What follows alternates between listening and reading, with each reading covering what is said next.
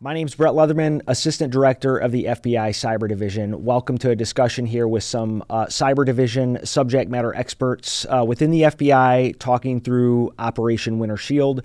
Operation Winter Shield, for those who don't know, is the FBI's 60-day campaign to defend the homeland. It's taking what we have learned from our law enforcement investigative response to cyber incidents and translating them into the top 10 ways organizations can build resilience within their networks. Now, none of these things come as a surprise to many organizations. The problem is we continue to see these same things exploited, whether you're a Fortune 100 organization or a small or medium business, in almost every breach we respond to. So it's important for us that we amplify this information in ways that helps you understand what the risk looks like in meaningful ways to mitigate that risk.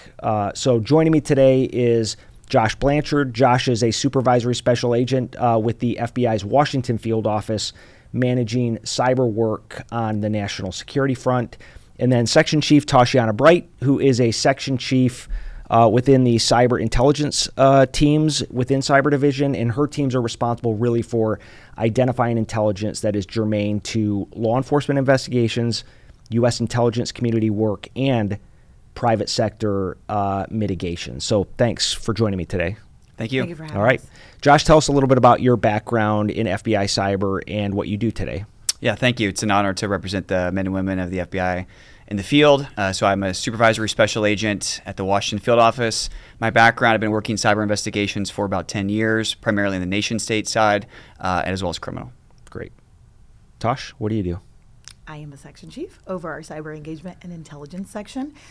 This is my second stint in Cyber Division. I previously worked nation state, Asia specifically, many, many years ago. So things have changed quite a bit, and it was a full circle moment coming back. So 12 years later, made it back to Cyber Division. So glad to be here. Great. Tell us a little bit about what your teams do today.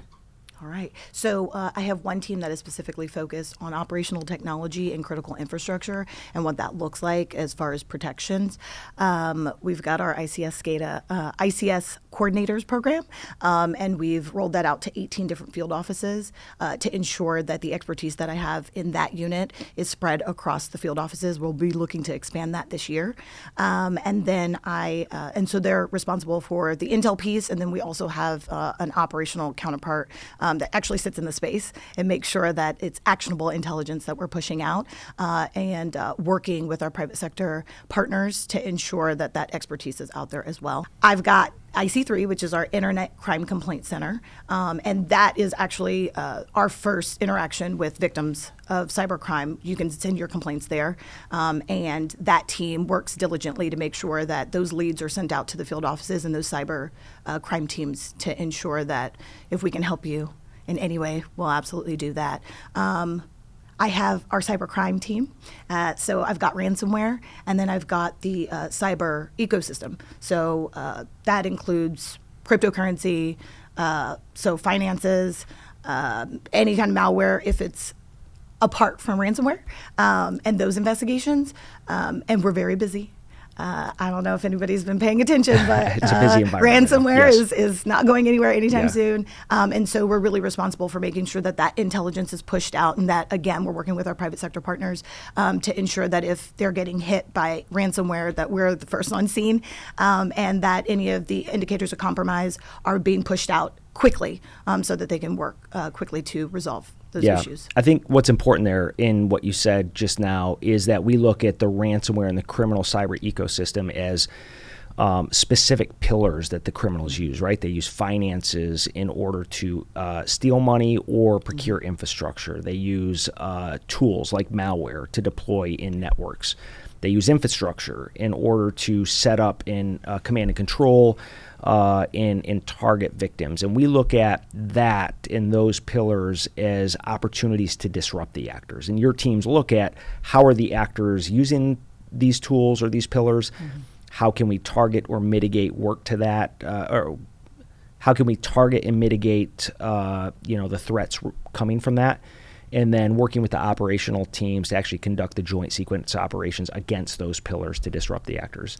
For the audience, ICS, Tosh talked about ICS coordinators. That is our industrial control system teams.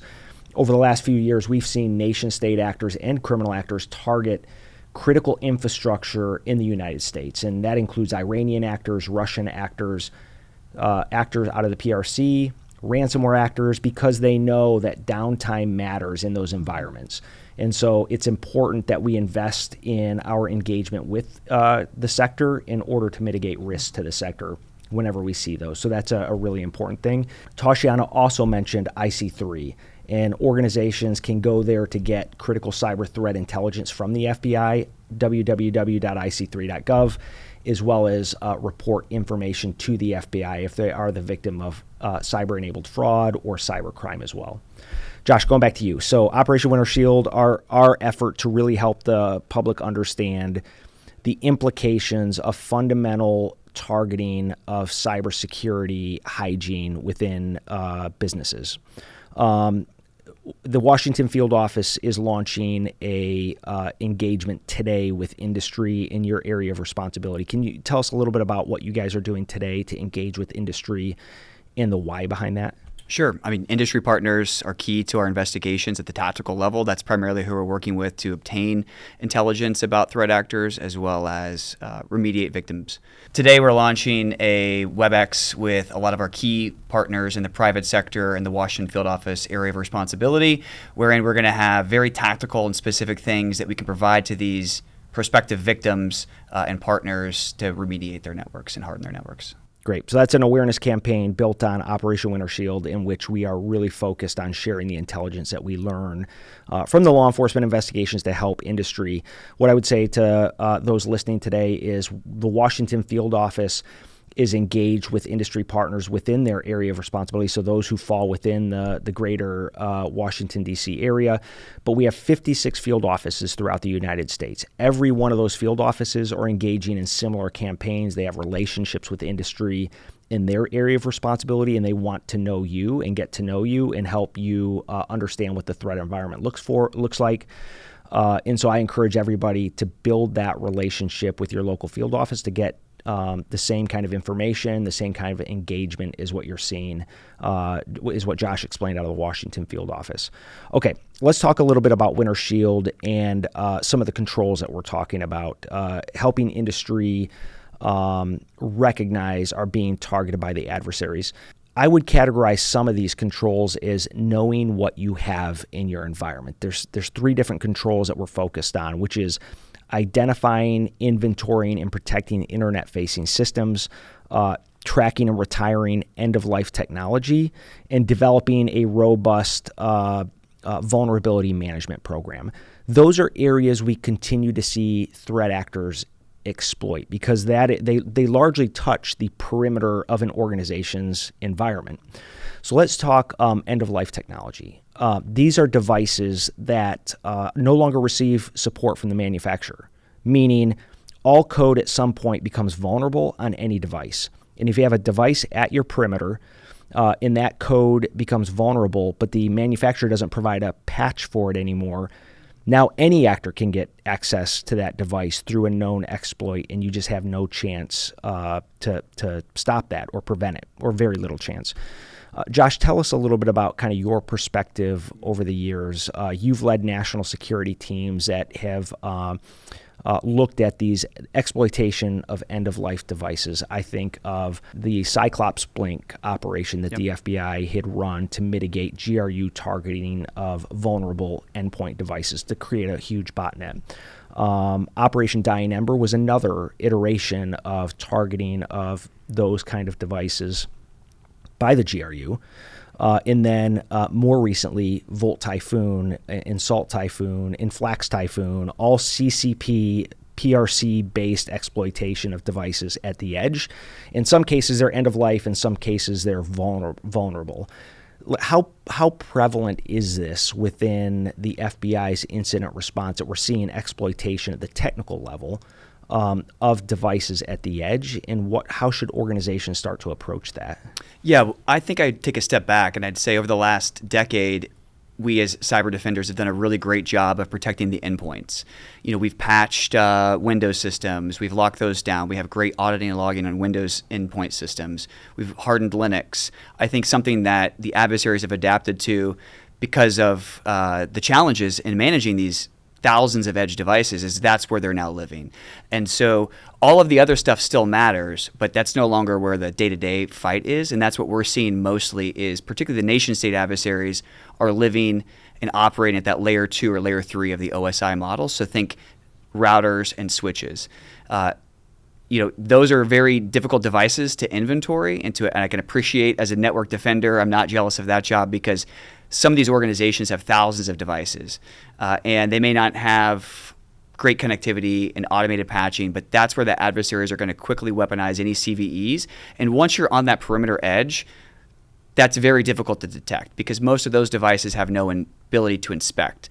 So inspectability becomes really challenging for these network defenders. And even when we contact organizations and we say we're seeing encrypted traffic to a router, to a switch, it takes days, sometimes weeks, to even pull logs from some of these devices, which makes the network defender and our job on the investigation much more challenging. Yeah, so Josh talked about CVEs. Those are publicly known vulnerabilities that get disclosed. I think in the last year alone, the CISA's known vulnerability catalog has expanded significantly in ways we haven't seen before. In 1 year alone, at least 250, I think, known vulnerabilities published there. Now, the good thing is CISA offers that database for everybody to see what vulnerabilities are out there. And the good news is you can see what those vulnerabilities are. And if you have an asset inventory of what those edge devices are, you can start to apply the patches and understand what the vulnerabilities are. Here's the problem.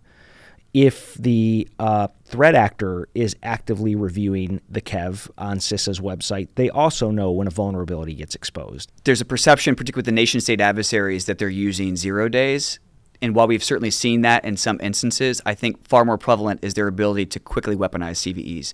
I'm talking, we have recent examples within 12 hours or 24 hours in which these nation-state threat actors are going to weaponize for routers, firewalls, switches, VPN concentrators.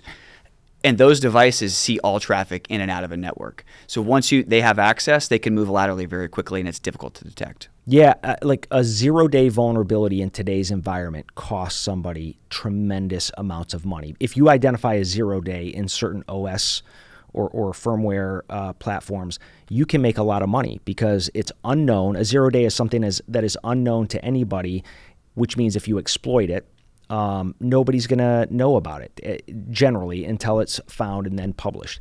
So it is rare in today's environment that we're seeing these 0 days. Instead, we're seeing known vulnerabilities exploited because the actors are, in many ways, either manually or now through artificial intelligence, which offers both scalability and speed, identifying, scanning, and finding those vulnerabilities and exploiting them. And Tosh, to you, problem is, this is what I hear from small to medium businesses a lot. It won't happen to me because I don't have the kind of information that the nation states want, right?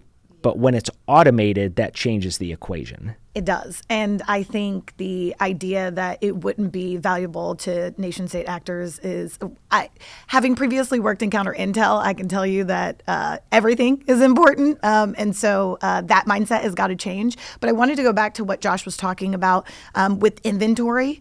It's a tenuous process, I'm sure, but having inventory makes it a lot easier for you to pre-plan and make sure that if there are upgrades to technology that you need to make, you can pre-plan for that funding. So from industry standard, you should be able to say like, hey, this is coming up based on this end-of-life device, we're going to need to replace it. And so if the earlier you plan for that, then it's more likely that CISOs will get the sign-off from the CEOs to say, okay, well, we knew this was coming. So despite the fact that it's going to take a lot of time, it's going to cost you a lot less as far as money is concerned if you can change out those technologies on the front end. Yeah.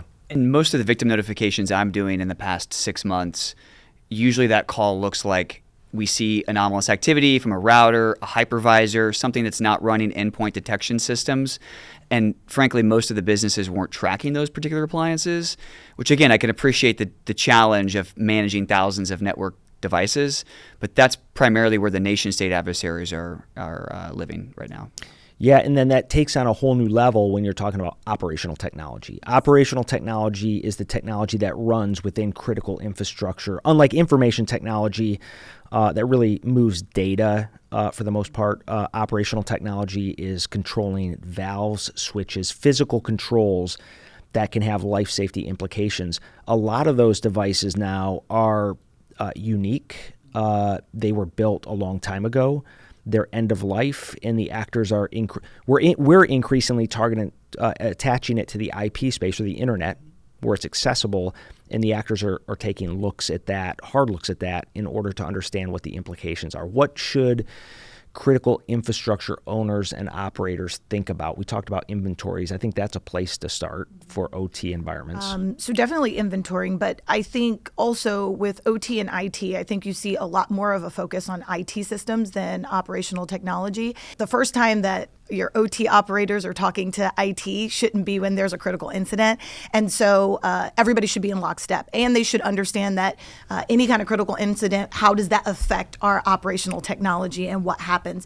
And then on top of that, do you have manual switches in place? So is there a way that you can go offline and still all of those technologies can still be manually used? Yeah. And if not, then you should look into that. Also, I think with operational technology, you've got logs. You should be logging when people are supposed to be online. So if there's any kind of anomalous activity, you should know that because you're keeping logs of who's supposed to be there at what times, so that it's easier to detect if somebody is in your network that isn't supposed to be there. You should be aware if somebody is on your network when they're not supposed to be there, and if there's any activities that shouldn't be occurring during certain times.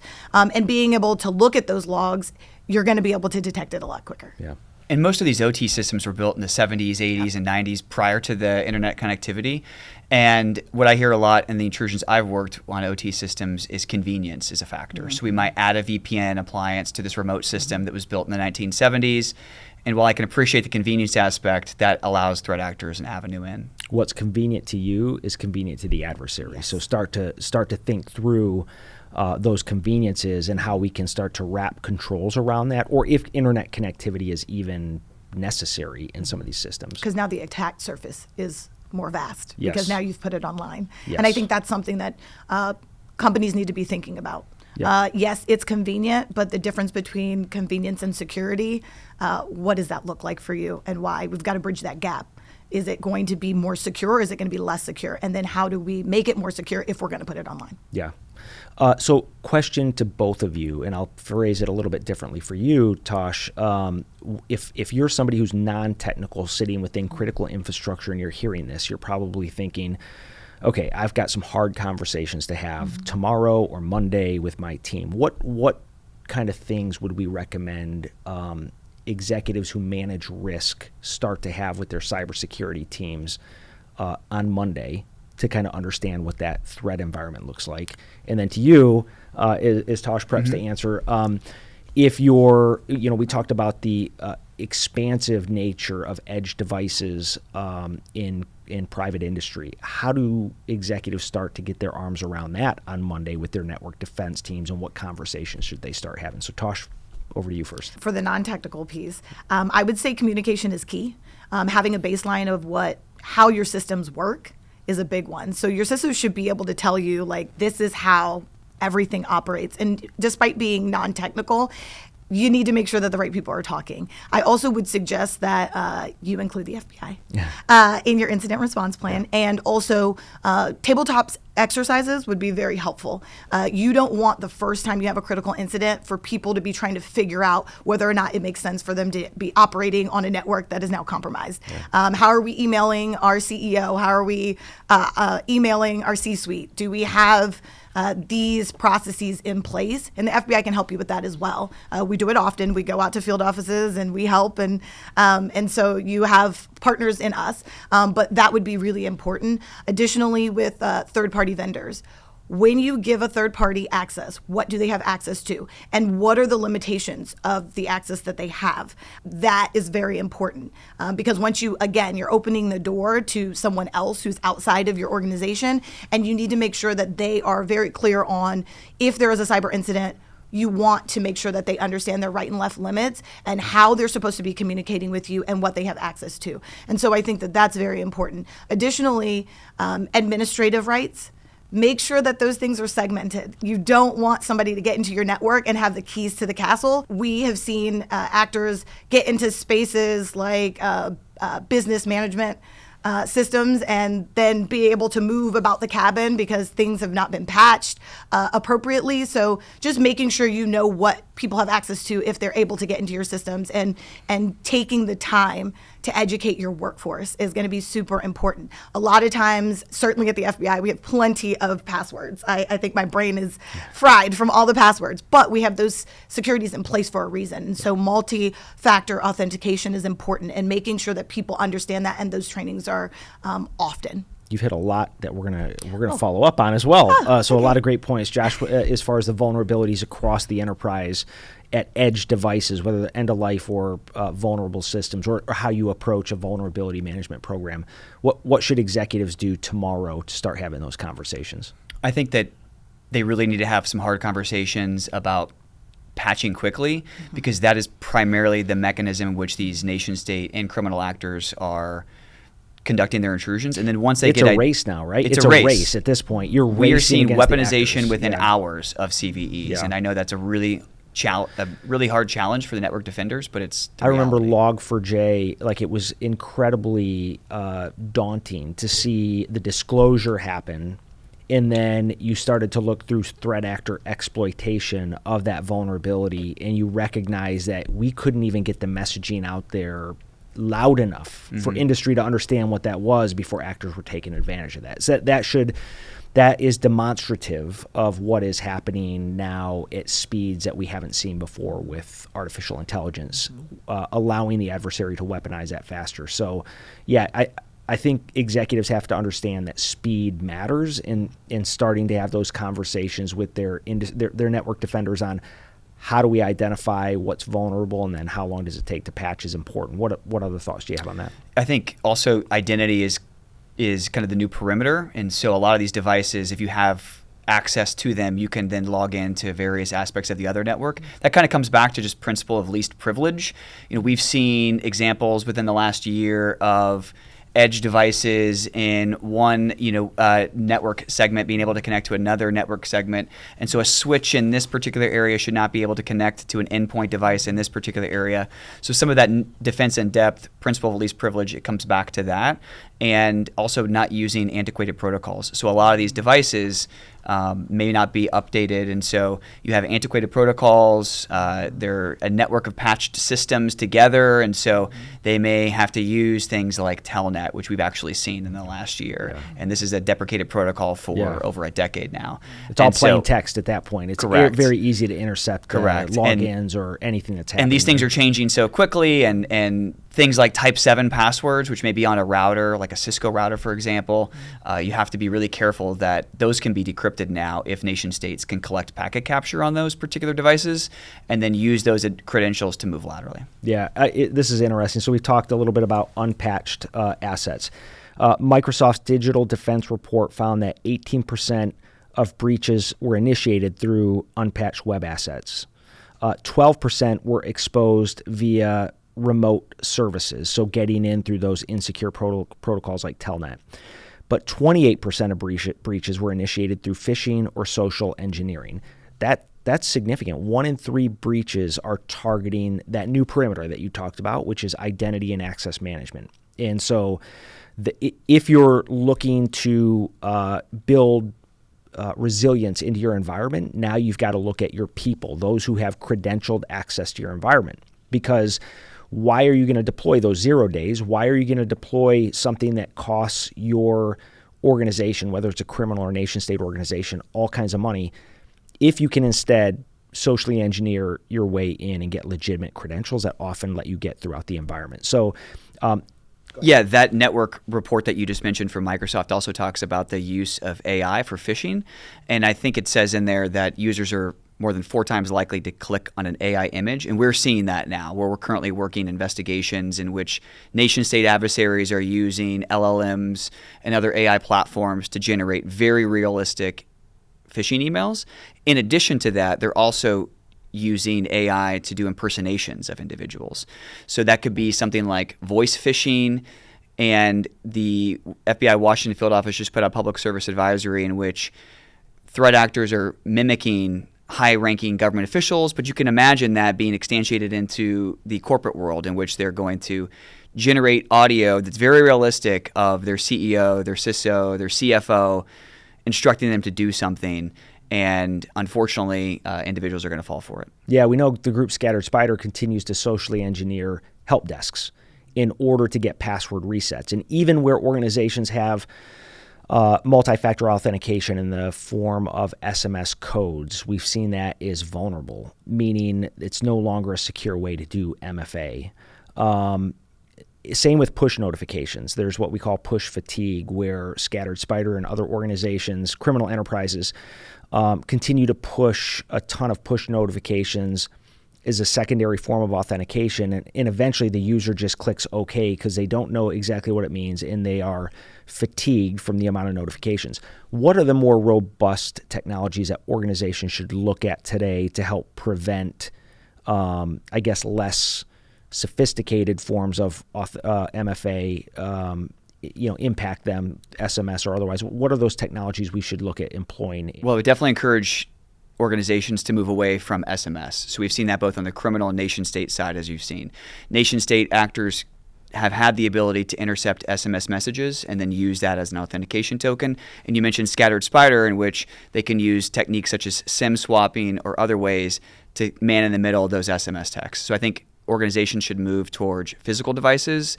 YubiKey is an example of that, RSA tokens, other things to authenticate. Yeah, so those are FIDO2 compliant devices, and those are hardware-based. They have increased cryptographic protections, not only in protecting the password itself, but also validating the website that you're trying to authenticate to. And so FIDO2 devices are important, but also a lot of the major mobile platforms now have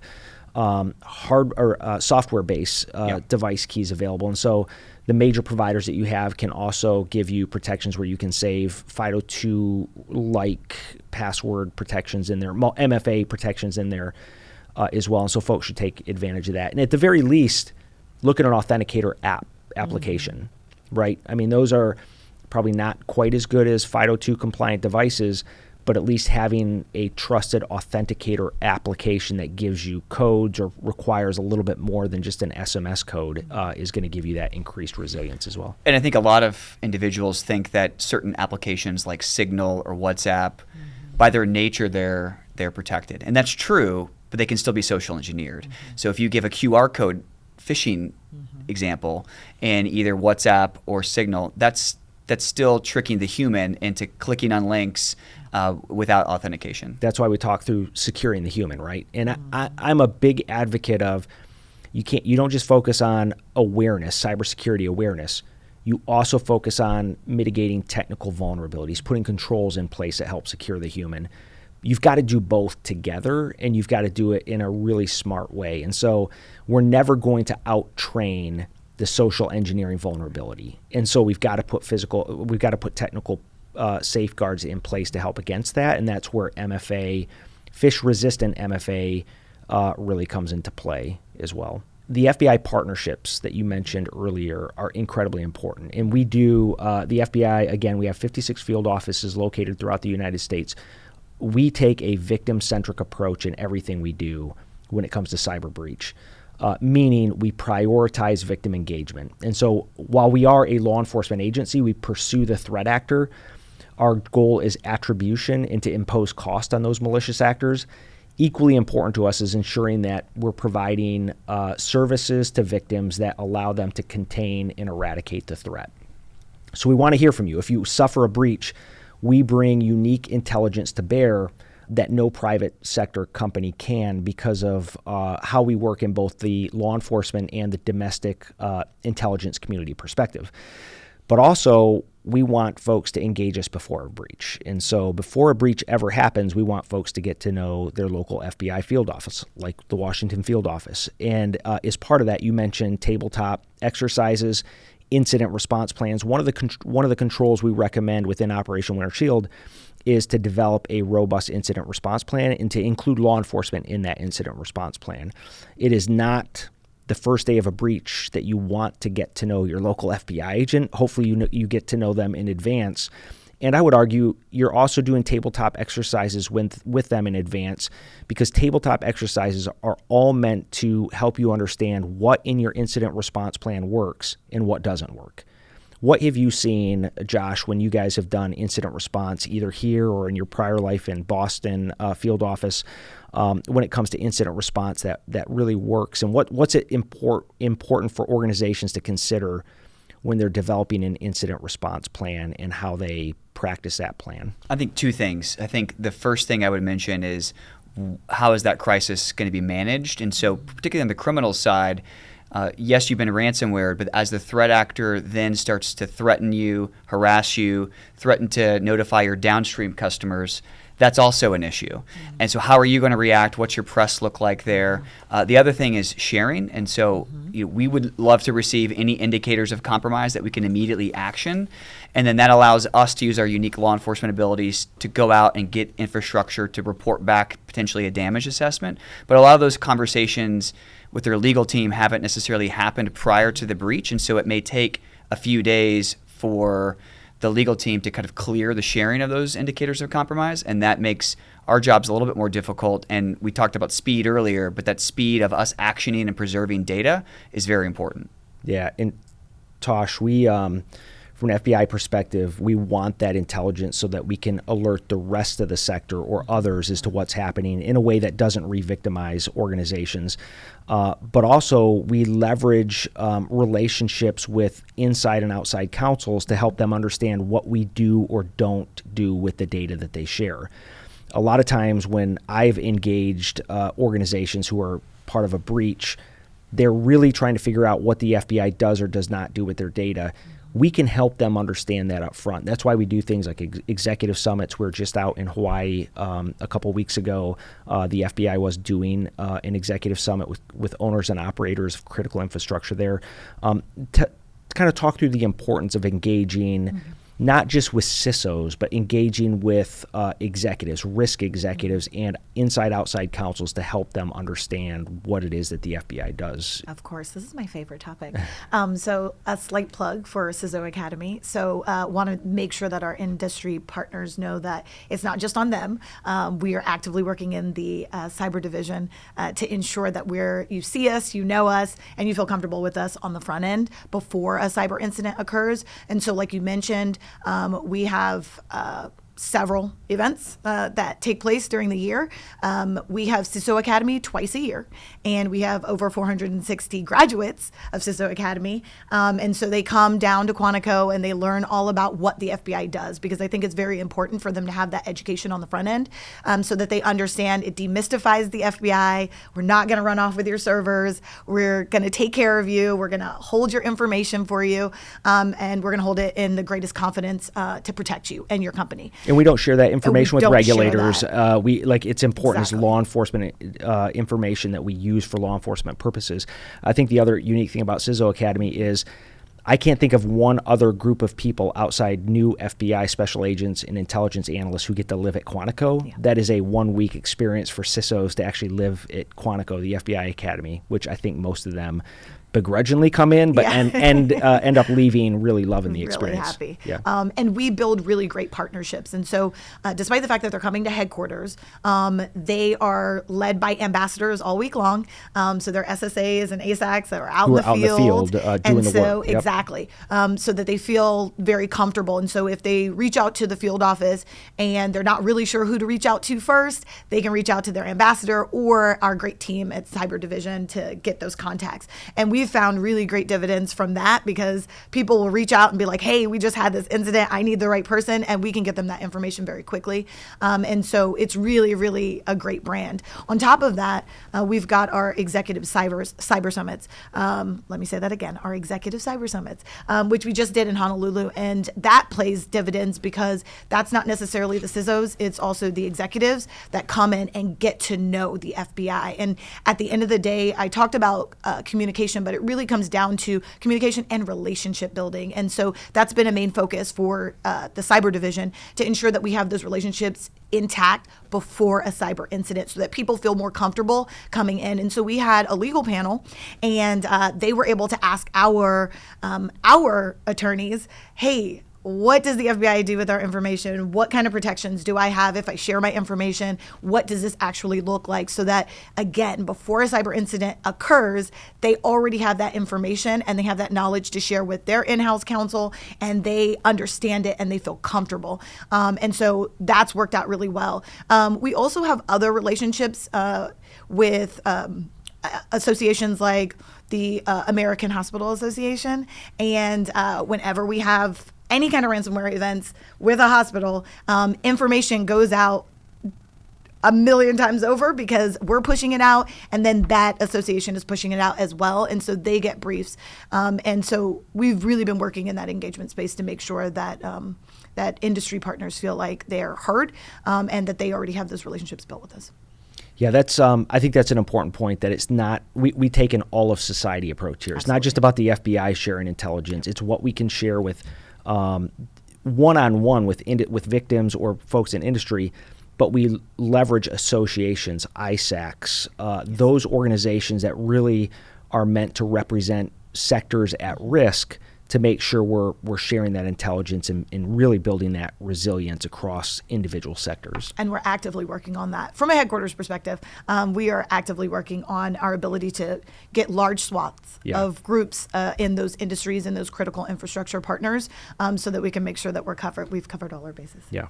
I think one other thing for businesses to consider, especially at the C-suite level, is your contractual relationships with other companies. So more and more things are getting outsourced, particularly in the small to medium-sized businesses, but even the large organizations. And that's another area we see particularly nation-state threat actors targeting. And so maybe you're using a particular tool, a remote management software system, a tool, you have your data in the cloud, you are outsourcing your IT help desk. Like, what are those contractual obligations for those other companies if they're a victim to report to you as an individual company that you may also have been victimized by these organizations? I mean, what I'm really saying is these supply chain attacks is something that the nation-state adversaries have learned, starting with APT-10, Cloud Hopper, and then moving downstream. It's far more effective for them to get into the managed service providers or these IT providers and then effectuate collection downstream. Yeah, I kind of refer to this as the one-to-many problem for us, meaning the adversaries, both nation state and criminal, are targeting the underpinnings of entire sectors, ecosystems, in order to propagate. And so SolarWinds was an example where they were able to hit a development server and blast out vulnerabilities to 18,000 or so organizations. Hafnium, they targeted, I guess, more of a software-based supply chain issue where they were able to develop web shells across all kinds of on-premises Microsoft Exchange servers. Kaseya, they hit small and medium businesses through the managed service provider that they were able to target. And so third-party risk is one of the tenets of our campaign, Operation Winter Shield, because we see an increasing appetite by these actors to target underlying ecosystems. Change Healthcare is another example of that, where one organization was able to have the exploit of one organization had cascading impact across the pharmaceutical and healthcare sector. What do organizations start to do? Again, tomorrow, if you're an executive, what do you start to think about or have conversations with your team about to start to mitigate that risk, that third-party risk to your enterprise? I think the first thing is just being alerted that a third-party contractor that you're using has had an intrusion, so then you can quickly start to analyze the threats to your own organization. I think the second thing is, what is your ability as an individual organization to review some of those logs and to see if you were actually affected? Because a lot of those logs are stored in the third-party cloud or developer networks, and you may not have access. So it's difficult for us, as when we're working with these small to medium-sized businesses, to fully appreciate a possible damage assessment because they don't have access to some of those logs. Yeah, we've had cases where we've gone into an organization that suffered a breach through their third party, only to find out that organization does not have access to the data needed to do the incident response. It was never included as part of the service level agreements or the contracts with the third party. And so, and there was never any validation done as to what the cybersecurity standards were of that third party. And I think there's really two kinds of third parties we're talking about here: those who have access to your network and can actually get into your environment, or those who simply house your data. They may not have access to your network itself, but the data itself is often what the actors are after. And so really having the conversations around who are our third parties, what points do they touch within our environment, and then what protections do we have around where they come in. For example, not every third party needs privileged access into our environment, but they get it, and that just increases the blast radius. And so really doing some analysis around those third parties is important. I think the other thing that's important when it comes to third parties is if it's everybody's responsibility, it's nobody's responsibility. So who is assigned to that third party when it comes to risk management and understanding how we protect our data and systems around that third party? And then finally, I think the thought I have on this as well is we should treat our third parties like a partner when it comes to cyber threat intelligence sharing. Often we are really good at, we can spend millions of dollars on cybersecurity for our organization, and we can ingest them into all of our defensive systems and do really good. But if we're not sharing that same technology or information with our third parties, especially those who have sensitive access to our environments, we're kind of putting ourselves behind the 8 ball, because that's where the adversary is going to target. Okay, go ahead. So I was going to say, as far as third-party, even devices, one of the things that we're also doing at the FBI is we've got, with Texas Tech, we've got the creative research agreement with Texas Tech to look at devices and see what's on these devices as far as supply chain is concerned. And so I think that that's really important as well. Like, what kind of devices are you putting in your environment? And do you know who is building them and what chips are in them? And what those chips do and what kind of information is getting pushed out without your knowledge. So I think that that's really important as well.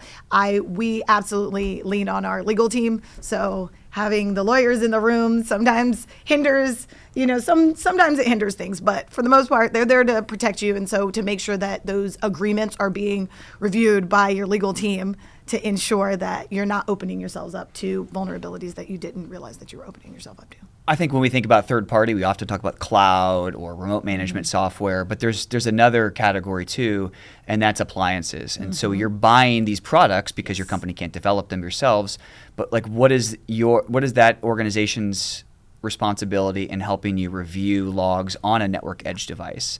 Because that's where we're seeing the adversary's target. And usually that's very difficult because those don't come native with some sort of inspectability. There's proprietary software and tooling. And so if you purchase an appliance and the threat actor targets it, how can you review that? It becomes a challenging conversation. Yeah, if it's at the perimeter, that's incredibly important, because many times a tremendous amount of data is routing through that from multiple areas going through that one central location. So it's logically a place an adversary wants to sit. I would also say, from my perspective, where I sit as head of FBI Cyber Division, using trusted equipment is incredibly important. And I say that because certain foreign nation states make really cheap equipment that can sit on your perimeter.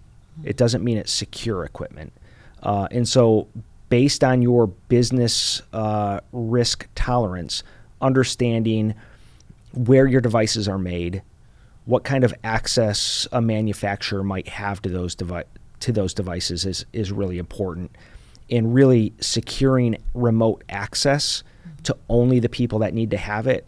And remote access must, in my opinion, have multi-factor authentication, phish-resistant multi-factor authentication, because, Telnet, RDP, all these other technologies are just ripe for adversary abuse. But if you have remote access, lots of businesses need that to some of these trusted edge devices. You need to implement some form of multi-factor authentication with that technology. Otherwise, the actors are going to target that every time. Okay, I wanted to briefly touch on, I'm going to surprise you guys, artificial intelligence. Because, Josh, you brought it up earlier. I've talked about it in the conversation today. Anthropic in November released a report that said a PRC-aligned hackers used their commercial platform, Claude, to conduct 80% of the cyber attack autonomously, which is not surprising that this is only going to scale as agentic AI comes more and more online and the platforms become better and better. We see the actors embracing artificial intelligence now. What can organizations do to start to think through how they implement artificial intelligence in their environments? And that doesn't mean, they have to do it holistically across the entire enterprise. I think a lot of folks are under the misconception that if we're going to leverage AI, we have to apply it to the entire workplace. It doesn't necessarily have to be the case. We can start using it in the areas that matter most. What does that look like? Where are the areas that matter most? If an organization is thinking, hey, if the adversaries are using commercial AI, what could they start to do today to leverage AI to help scale or speed up their response to attacks? I think there's a lot of possibilities for AI to be used for network defenders. And I've listened to a lot of podcasts, read a lot of books on this, and which it's going to favor the offense or the defense. And I think that's still up for debate. And so I think using certain large language models to scan your perimeter, scan your devices for just common CVEs, I think that's a real force multiplier for organizations, figuring out how to incorporate that. Offense informs defense. Correct. So if you take an offensive mindset in your environment, just like the adversary is conducting those AI-based scans, you can do the same thing. If you read the Anthropic report about the PRC's use of agentic AI, they talk a little bit about how the threat actor was using that to scan for vulnerabilities. And so I think that can still be incorporated in network defense. And in that particular scenario, could have prevented that intrusion.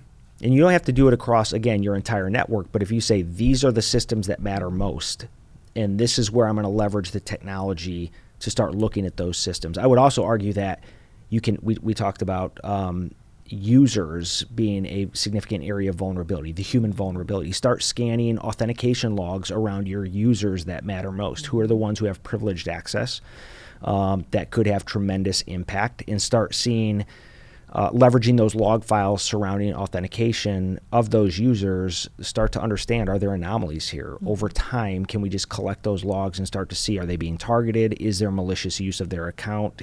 Has an actor potentially gotten in?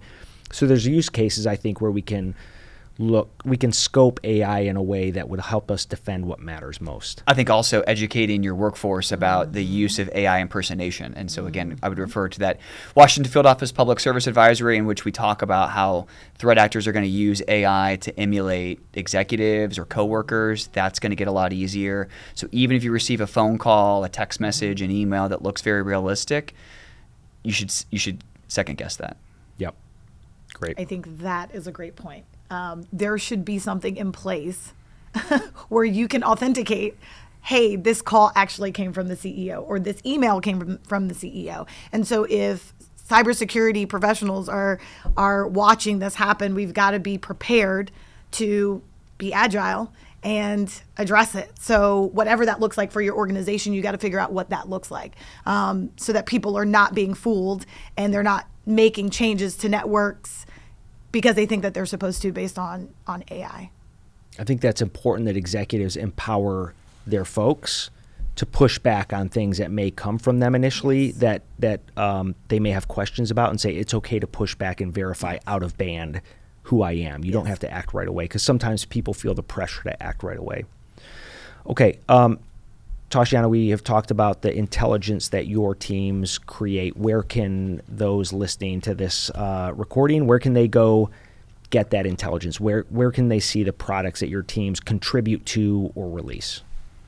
So we push out PSAs for most of the products that we push out. And so you'll see that on our LinkedIn page. A lot of times you can get that information from LinkedIn, but really you can go to ic3.gov and it'll have all of the products that we've published on ic3.gov. So anything that we've published, any PSAs that are notable, go to ic3.gov and you'll be able to get access to them there. Yep. ic3.gov, you can check out the alerts and public advisement sections. CISA also puts out under their alerts page all the joint intelligence that we put out together, joint cybersecurity advisories against, or talking about criminal and nation state actors.